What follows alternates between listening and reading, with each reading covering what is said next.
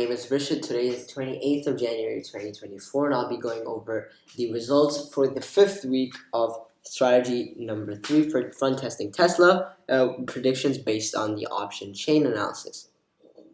And if you're unsure which analysis this is, please go to my channel, as there are videos uploaded every week going over this exact same analysis. And the date that this analysis was done was on the 20th of January 2024 for the week ending the 26th.